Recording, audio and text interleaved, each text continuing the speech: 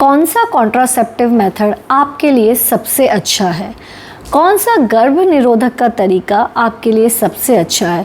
बहुत सी बार पेशेंट्स इस कन्फ्यूजन में रहते हैं कि क्या यूज़ करें, क्या अच्छा है, गोलियां अच्छी हैं, कॉपर टी अच्छा है, इंजेक्शन लगवाएं, इम्प्लांट लगाएं, आजकल पैचेस आने लग गए हैं, रिंग्स आने लग गई हैं। तो इनमें से कौन सा तरीका सबसे अच्छा है, सबसे ज़्यादा इफ़ेक्टिव है? देखिए, और बहुत से बार लोगों को ये बहुत कन्फ्यूजन भी होता है, बहुत भ्रांतियाँ भी होती हैं कि ये जो गर्भ निरोधक के तरीके होते हैं इनसे बहुत सारा साइड इफ़ेक्ट्स होते हैं, बहुत से नुकसान होते हैं। एक्चुअली ऐसा नहीं है। नुकसान तब होते हैं जब आप एक्चुअली गलत तरीका यूज़ कर रहे होते हैं। आपकी बॉडी जिस तरीके की है उसी हिसाब से आपका कॉन्ट्रासेप्टिव होना चाहिए।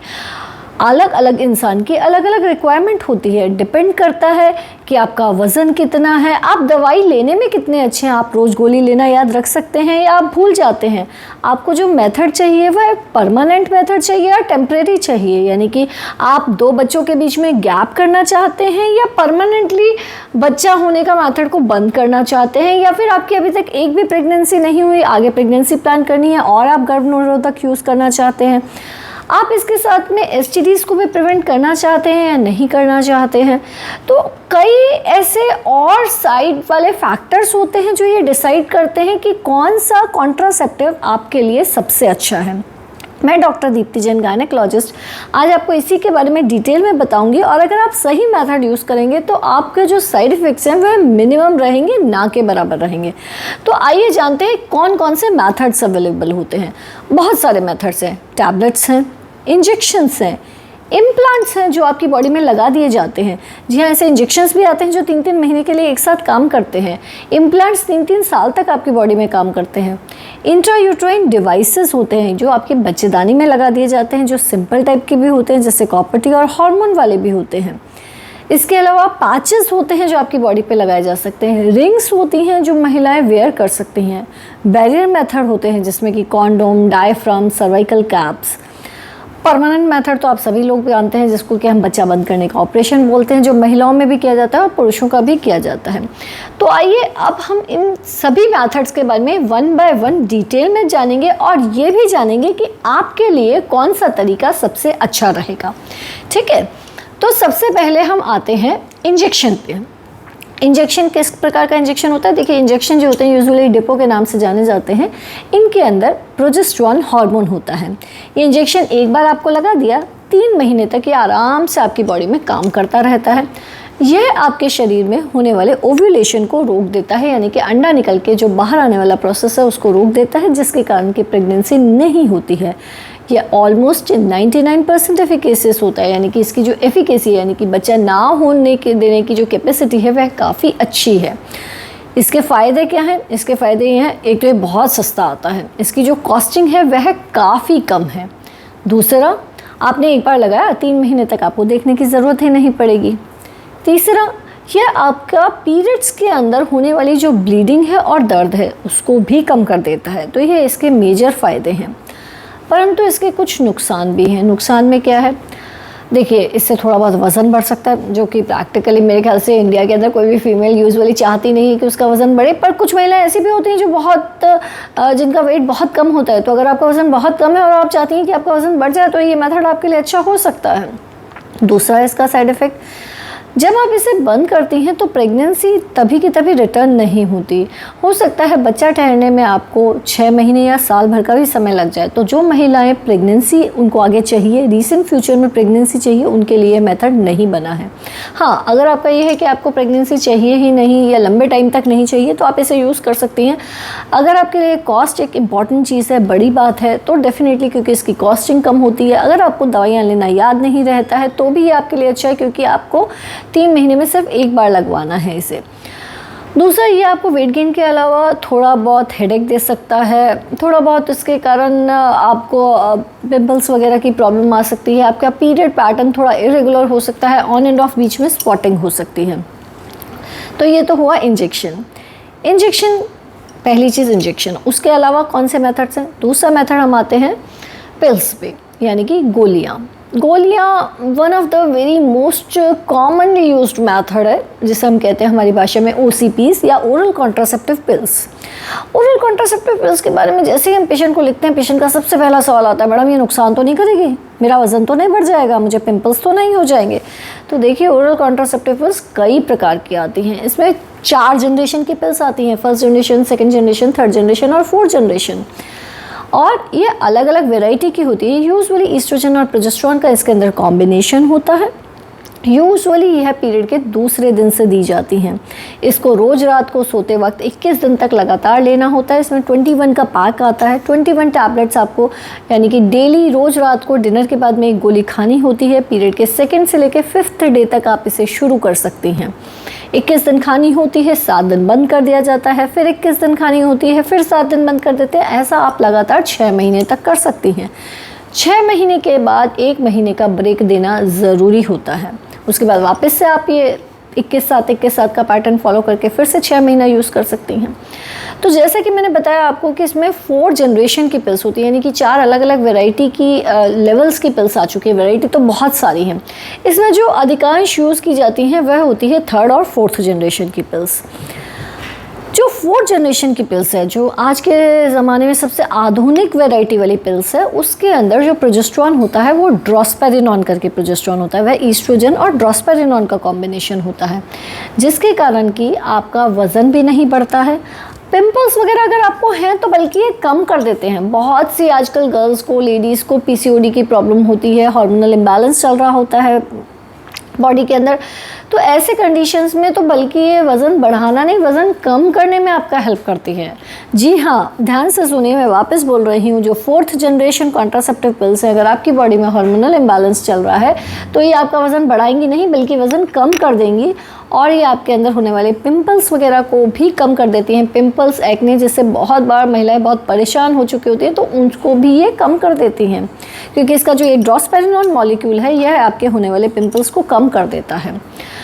यह आपके पीरियड्स को काफ़ी रेगुलर कर देती है, यानी कि अगर आपके अंदर इरेगुलर पीरियड्स की शिकायत है तो उसको भी ये ठीक कर देती हैं। यह आपके खून की कमी को कम कर देती हैं, क्योंकि पीरियड्स के अंदर जो होने वाली ब्लीडिंग है उसको यह सिग्निफिकेंटली कम कर देते हैं। आपका साइकिल रेगुलर हो जाता है। आपके अंदर ओवरी का और बच्चेदानी का कैंसर होने का रिस्क को यह कम कर देती हैं। जी हाँ, ओवेरियन और यूट्राइन कैंसर के होने का रिस्क को यह गोलियां कम कर देती हैं। तो क्या सब में ये गोलियां दे दी जानी चाहिए, यानी कि यही बेस्ट मेथड है? जी नहीं। अगर आप उन महिलाओं में से हैं जो रोज़ गोली लेना याद नहीं रख सकती, तो यह आपके लिए नहीं बनी है, क्योंकि इसके अंदर कंप्लायंस बहुत इम्पॉर्टेंट है। कंप्लायंस यानी कि आपको दवाई समय पे लेना वो बहुत ज़्यादा ज़रूरी है। इसके लिए बोला जाता है कि इसे एक ही टाइम पे लेनी होती है। एक टाइम का मतलब ये नहीं होता कि 9 बजे का मतलब डॉट 9 बजे। 8 बजे, जैसे आप रोज़ रात को डिनर के बाद में 9 बजे ले रही हैं, तो उसे यानी कि आपको 8 से लेकर 10 के बीच में कभी भी ले लेना है। लेकिन आप ऐसा नहीं कर सकते कि किसी दिन आप इसे भूल जाएं, वो नहीं चलता है दवाइयों में। तो अगर आप दवाई लेना याद रख सकती हैं, रेगुलरली डेली बेसिस पे ले सकती हैं, तो ही ये दवाइयाँ आपके लिए बनी हैं। अगर आप उसे याद नहीं रख सकती हैं तो फिर आप ये दवाइयाँ लेने की ना सोचें, क्योंकि अगर आप इसे रेगुलरली नहीं लेंगी तो ये आपको फ़ायदा करने की जगह नुकसान कर सकती हैं। बीच में ही ब्लीडिंग शुरू हो सकती है। अगर आपने किसी दिन दवाई भूल गई तो बीच में ब्लीडिंग या स्पॉटिंग हो सकती है। करना क्या होता है, देखिए, अगर बाई चांस आप ले रही हैं, लेना चाहती हैं, लेकिन आप किसी दिन भूल गई, तो आपको क्या करना होता है, आपको अगले दिन 2 गोली एक साथ ले लेनी होती है। मॉर्निंग में याद आ जाए तो एक मॉर्निंग में ही ले लीजिए, और आपकी जो रात को लेनी है वो तो रात को ले ही लीजिए। ये बहुत कॉमन सवाल होता है, मैडम मैं गोली लेना भूल गई, अब क्या करूँ? तो अगले दिन जी 2 एक साथ ले लीजिए, या फिर मॉर्निंग में याद आता है तो एक मॉर्निंग में और एक इवनिंग में, नाइट में ले लीजिए। लेकिन अगर आप उससे भी ज़्यादा भूल जाएंगी तो पक्के से ही बीच में ब्लीडिंग और स्पॉटिंग तो होगी ही होगी। साथ में इसका जो कॉन्ट्रासेप्टिव का एफिकेसी है वह भी कम हो जाएगी। ऑल्दो ये दवाइयाँ 99% से भी ज़्यादा इफेक्टिव होती हैं, यानी कि ये काफ़ी कारगर होती है। यानी ये लेते हैं, अगर आप रेगुलरली ले रहे हैं, समय से ले रहे हैं, भूल नहीं रहे हैं, तो प्रैक्टिकली प्रेगनेंसी हो ऐसी संभावना ना के बराबर होती है। प्रेगनेंसी होती तभी है जब आप बीच में दवाई लेना भूल जाती हैं। इसके साइड इफ़ेक्ट्स क्या होते हैं? इसके साइड इफ़ेक्ट्स में जो कॉमन साइड इफ़ेक्ट्स होते हैं वो होता है हल्का फुल्का जी घबराना, हेडेक। कुछ लोगों में जिनमें माइग्रेन की टेंडेंसी होती है उनका हेडेक ये बढ़ा सकते हैं। कभी कभी इसके कारण ब्रेस्ट पेन हो सकता है, मूड चेंजेस आ सकते हैं। लॉन्ग रन में स्पेसिफिकली अगर आपका वज़न ज़्यादा है या आपको ऑलरेडी ब्लड प्रेशर की शिकायत है या आप किसी कारणवश इमोबिलाइज्ड हैं, ऑल्दो ये कॉम्प्लिकेशंस बहुत कॉमन नहीं है, लेकिन ये एमआई की यानी कि हार्ट अटैक, स्ट्रोक, खून का थक्का जमना, ये कॉम्प्लिकेशंस भी ये दवाइयाँ दे सकती हैं। स्पेसिफिकली जैसा कि मैंने बताया, अगर आपका वज़न ज़्यादा है, आप इमोबिलाइज्ड हैं या आपको ऑलरेडी हाई ब्लड प्रेशर की शिकायत है। कुछ महिलाएं ऐसी होती हैं जिनको ये दवाइयाँ हम नहीं देते, यानी कि कॉन्ट्रा इंडिकेटेड होता है ये कुछ महिलाओं में। किन महिलाओं में हम ये दवाइयाँ बिल्कुल नहीं देते? जिनमें कि अनकंट्रोल्ड डायबिटीज़ हो, लिवर डिजीज़ हो, बच्चेदानी का या किसी और प्रकार का कोई कैंसर हो, उन महिलाओं में हम ये बिल्कुल नहीं देते। जिनमें हिस्ट्री हो किसी खून के थक्का जमने की, ऑलरेडी स्ट्रोक की, डीवीटी की, ऐसी कोई हिस्ट्री हो। जो महिलाएं लंबे समय तक इमोबिलाइज्ड हैं, यानी कि किसी कारणवश वह चल फिर नहीं पा रही हैं। अगर आपकी उम्र 40 साल से ऊपर है तो भी हम इन्हें नहीं देते हैं। अगर आपकी उम्र 35 से ऊपर है लेकिन आप स्मोकिंग करती हैं, हाई ब्लड प्रेशर रहता है आपको परसिस्टेंटली, तो भी हम यह दवाइयाँ आपको देना प्रेफर नहीं करते हैं। अगर आपको सिवियर माइग्रेन है, माइग्रेन विद ऑरा है, तो भी हम ये दवाइयाँ नहीं देते हैं। लिवर डिजीज़ तो मैंने जैसा कि आपको बताया कि liver disease active gall bladder disease है, उसमें भी हम ये नहीं देते हैं। तो ये गोलियाँ सबसे अच्छी किन महिलाओं के लिए रहती है?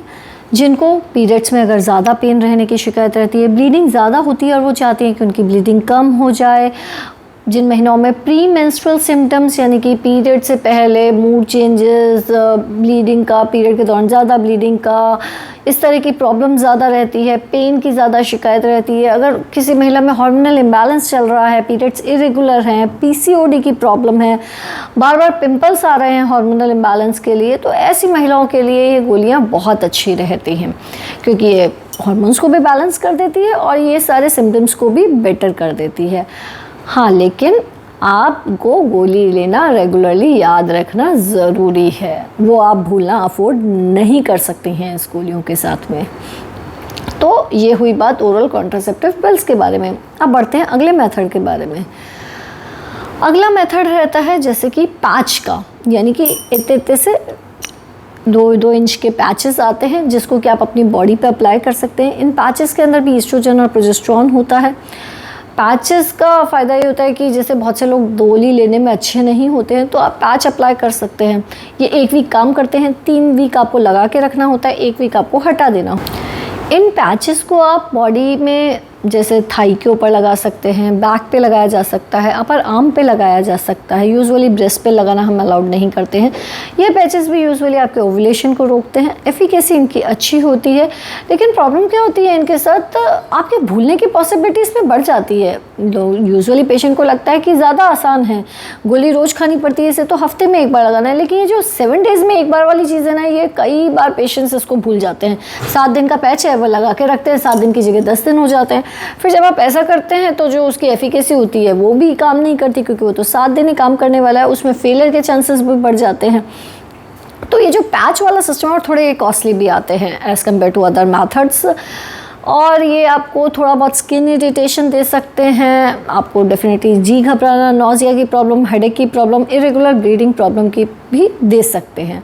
तो पैचेस जो लोग बिल्कुल ही गोलियों से, जिनको बिल्कुल गोलियां पसंद नहीं है और हर हफ्ते ध्यान रख सकते हैं, उनके लिए भी पैच वो यूज़ कर सकते हैं।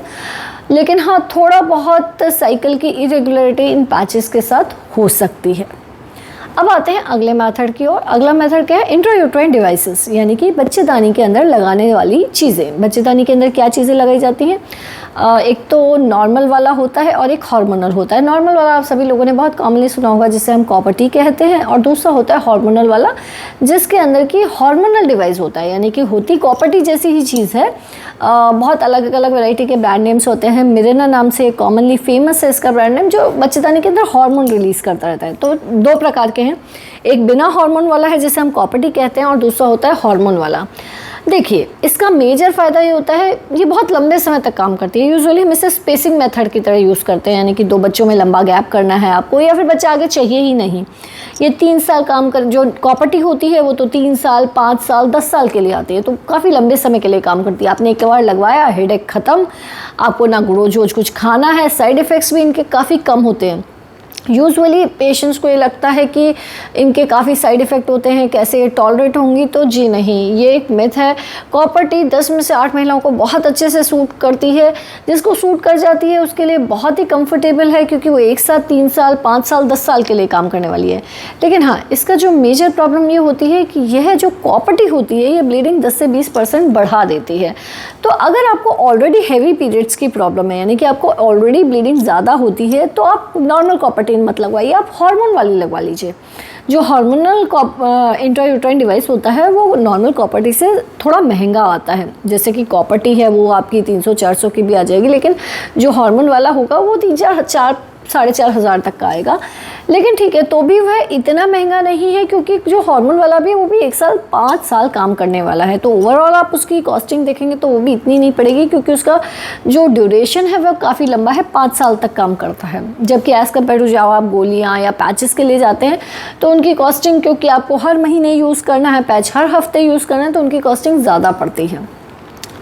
तो जो अगर आपको ब्लीडिंग नॉर्मल ब्लीडिंग होती है तो आप कॉपर टी लगा सकते हैं, लेकिन अगर आपको हेवी ब्लीडिंग की प्रॉब्लम रहती है तो आप हार्मोनल इंट्रायूट्राइन डिवाइस की साइड में जा सकते हैं। ये लंबे समय के लिए काम करते हैं, ये एसटीडी से आपको प्रिवेंट नहीं करने वाले हैं। जिन महिलाओं में ऑलरेडी इन्फेक्शन का रिस्क है, यानी कि वाइट डिस्चार्ज की बहुत ज़्यादा समस्या रहती है, बार बार इन्फेक्शन हो जाता है, पीआईडी की समस्या है, ऑलरेडी पीरियड्स के अंदर बहुत ज़्यादा पेन होता है, क्रैम्प्स वगैरह बहुत ज़्यादा होते हैं, उनके लिए नॉर्मल कॉपर टी नहीं बनी है, क्योंकि यह इन्फेक्शन को बढ़ा सकती है, पीआईडी को डिटोरिएट कर सकती है। तो फिर वही बात आई कि कॉपर टी एक अच्छी चीज़ है, इंट्रायूट्राइन डिवाइस एक अच्छी चीज़ है, लेकिन हर किसी के लिए नहीं बनी। स्पेसिफिकली अगर आपको इन्फेक्शन रहता है, अगर आपको क्रैम्प्स बहुत ज़्यादा होते हैं, तो ये आपके लिए नहीं है, क्योंकि यह आपकी समस्या को बढ़ा सकता है। लेकिन अगर आपको ऐसी कोई समस्या नहीं, आप इसे एक स्पेसिंग मेथड की तरह यूज़ करना चाहती हैं, या फिर आपको आगे प्रेगनेंसी चाहिए ही नहीं, लंबे ड्यूरेशन के लिए आपको मेथड चाहिए, आप रोज़ गोली लेना नहीं याद रख सकती, तो ये एक बहुत ही अच्छा मेथड है। इसमें आपको अगर कम ब्लीडिंग है, नॉर्मल ब्लीडिंग रहती है, तो आप कॉपर टी लगवा सकती हैं, और अगर आपको हेवी ब्लीडिंग की प्रॉब्लम है तो आप hormonal device, hormonal intrauterine device जैसे कि मिरेना है वह लगवा सकते हैं। मिरेना के बारे में आपको और डिटेल जानकारी चाहिए तो मेरा एक डेडिकेटेड वीडियो मिरेना के ऊपर है, जैसे कि आप देख सकते हैं। अब चलते हैं हम नेक्स्ट मेथड के ऊपर। नेक्स्ट मेथड है रिंग। रिंग वेजाइना में लगाने वाली रिंग्स आती हैं, कई प्रकार की रिंग्स होती हैं, जैसे नूवा रिंग है। ये जो रिंग है ये वेजाइना में 3 हफ्ते के लिए इंसर्ट की जाती है, 1 हफ्ता इस रिंग को हटा दिया जाता है। यह हार्मोन रिलीज़ करती रहती है। इसका भी जो मैकेनिज़्म होता है वह यही होता है कि यह ओव्यूलेशन को रोकती है। एफिकेसी अच्छी है, लेकिन यह भी आपको किसी प्रकार के एसटीडी से प्रोटेक्ट नहीं करेगी। आपको हेडेक, जी घबराना, ये प्रॉब्लम दे सकती है। साथ में इसको जो इंसर्ट करना, जो पेशेंट्स को इसमें मेजर प्रॉब्लम आती है वो होता है इसका इंसर्जन और इसको निकालना। कई बार महिलाएं फिर वही बात की भूल जाती हैं, बल्कि डेली गोली लेना याद रखना ज़्यादा आसान काम होता है एज़ कम्पेयर टू 3 वीक्स के बाद में। कई बार ऐसा होता है, पेशेंट्स हमारे पास आते हैं कि 5 हफ्ते हो गए हैं और वो भूल गई हैं, कभी कभी ये स्लिप कर जाती है, तो ये इसके साथ थोड़ी प्रॉब्लम्स आती हैं। लेकिन अगर आप गोली नहीं लेना चाहती हैं तो आप ये रिंग यूज़ कर सकती हैं। एज सच बहुत ज़्यादा साइड इफ़ेक्ट्स नहीं है, बस हाँ इसका स्लिप होने का ध्यान रखना रहता है, और आपको बेसिकली इसको याद रखने वाली कि भाई आपको 3 हफ्ते लगाना है, 1 हफ्ते नहीं लगाना है, वो आपको इसको मेनली याद रखना पड़ता है। आते हैं अगले मेथड के ऊपर, बैरियर मेथड्स। बैरियर मेथड्स बहुत पुराने टाइम से यूज़ हो रहे हैं। मेल बैरियर मेथड्स भी होते हैं, फीमेल। मेल के अंदर कॉन्डोम जो कि बहुत ज़्यादा कॉमन है, और फीमेल के अंदर डायफ्राम है, सर्वाइकल कैप है। यह आपको इनका जो मेजर एडवांटेज है, साइड इफ़ेक्ट इसका ना के बराबर है। सिर्फ एक साइड इफ़ेक्ट, किसी किसी को लेटेक्स एलर्जी होती है तो वो हो सकती है, बाकी और ग्रॉसली कोई साइड इफ़ेक्ट नहीं रहता है। इसका मेजर एडवांटेज कि ये आपको एसटीडी से भी प्रोटेक्ट करता है। तो यह एक, अगर ये आपका एक मेजर कंसर्न है, आपका डिफरेंट पार्टनर है, आपको एसटीडीज़ की चिंता है, तो वो आपको उसमें बैरियर मेथड ही इकलौता ऐसा मेथड है जो आपको हेल्प करने वाला है। दूसरा कोई भी मेथड आपको हेल्प नहीं करेगा। ऑल्दो बैरियर मेथड्स के फेलियर रेट काफ़ी हाई होते हैं, इनकी एफिकेसी 70 to 80% ही होती है, जबकि जो मैंने आपको दूसरे मेथड्स बताए उनकी एफिकेसी ऑलमोस्ट 99% होती है। 70 to 80% इसलिए होती है बहुत बार प्रॉपरली यूज़ नहीं होता, लगाने का सिस्टम में गड़बड़ होती है। तो इसमें फेलियर रेट्स जो हैं, जो इसके साथ मेजर ड्रॉबैक है, एक तो आपको हर बार यूज़ करना पड़ेगा, दूसरा इसमें जो इसका फेलियर रेट है वह हाई है। लेकिन हाँ, अगर आपके लिए STDs एक इम्पॉर्टेंट कंसर्न है तो ये इकलौता ऐसा मेथड है जो आपको STDs से प्रोटेक्ट कर सकता है। तो अगर आपका ये कंसर्न है तो आपके लिए बैरियर मेथड सबसे अच्छा मेथड है। अब आते हैं हम अगले मेथड के ऊपर, जो है कि इम्प्लांट्स आपकी स्किन के अंदर इंसर्ट किया जाता है। इंडिया के अंदर इतने पॉपुलर नहीं है, यूज़ नहीं किए जाते, बाहर के देशों में बहुत कॉमन है, हमारे सराउंडिंग नेबर कंट्रीज़ में भी बहुत कॉमन है, बांग्लादेश वगैरह में बहुत कॉमनली यूज़ किया जाता है। बाहर के और दूसरे कंट्रीज़ में, US वगैरह में तो पॉपुलर है ही है, यूरोपियन कंट्रीज़ में भी यूज़ किया जाता है। उसके अंदर एक इम्प्लांट होता है, एक तिली के साइज़ का इम्प्लांट होता है, जिसके अंदर की हार्मोन बढ़ा हुआ होता है, जो आपकी स्किन के नीचे लगा दिया जाता है। 3 साल तक ये इम्प्लांट काम करता है। इसको लगाना थोड़ा ट्रिकी होता है, लोकल एनेस्थेटिक्स थोड़ा सुन करके लगाना पड़ता है, पर हाँ, ये 3 साल तक काम करता है। कॉस्टिंग भी इसकी कम ही रहती है, लेकिन हाँ, इसके जो मेजर ड्रॉबैक्स हैं, आपका वज़न बढ़ा सकता है, आपके पीरियड को इरेगुलर कर सकता है, वो आपको थोड़ा ये प्रॉब्लम दे सकता है, ऑल्दो इंडिया में ये इतना पॉपुलर नहीं है। अब आते हैं हम एक फाइनल मेथड के ऊपर, जो कि आप सभी लोगों को पता है और काफ़ी सालों से यूज़ हो रहा है, वह है परमानेंट मेथड। परमानेंट मेथड में आता है sterilization, male sterilization, female sterilization. Female sterilization जिसे हम ट्यूबेक्टमी कहते हैं, ट्यूबल लाइगेशन। पहले ये ओपन एब्डोमिनल तरीके से किया जाता था, आजकल दूरबीन से इजीली किया जाता है। रिंग्स होती हैं जो स्लिप कर दी जाती हैं, जिससे कि फेलोपियन ट्यूब को कट भी नहीं करना पड़ता, सिर्फ उसको ब्लॉक कर दिया जाता है। दूरबीन से की जाने वाली ये काफ़ी पॉपुलर सर्जरी है। इसका मेनली कोई और साइड इफ़ेक्ट नहीं होता है, उसके बाद आपके कोई पीरियड्स वगैरह में भी कोई खासे चेंजेस नहीं आते हैं। हाँ, लेकिन ये क्योंकि एक सर्जिकल प्रोसीजर है और इसे अंडर एनेस्थीसिया करना पड़ता है, वही एक इसका कंसर्न रहता है। इसी के कंपैरिजन में जो मेल स्टेरिलाइजेशन है, जैसे हम वेसेक्टमी कहते हैं, ये इससे भी कहीं ज़्यादा सेफ़ और सिंपलर ऑप्शन है, क्योंकि इसके लिए जनरल एनेस्थीसिया भी नहीं देना पड़ता, ये लोकल एनेस्थीसिया में ही हो जाता है। और ये दोनों ही मेथड्स ऑलमोस्ट 99.99% एफिकेसियस होते हैं, लेकिन इन्हें तभी यूज़ किया जाता है अगर आपको परमानेंटली आगे कोई और बच्चा नहीं चाहिए। These are permanent method, these are not reversible. Practically हम इसे रिवर्सिबल नहीं मानते हैं। आई होप कि आपको कौन सा मेथड यूज़ करना है इसको मैं आज काफ़ी हद तक क्लियर कर पाई होंगी। फिर भी आपको कोई कन्फ्यूजन हो तो आप कमेंट बॉक्स में लिख के पूछ सकते हैं। चैनल को सब्सक्राइब कीजिए। धन्यवाद।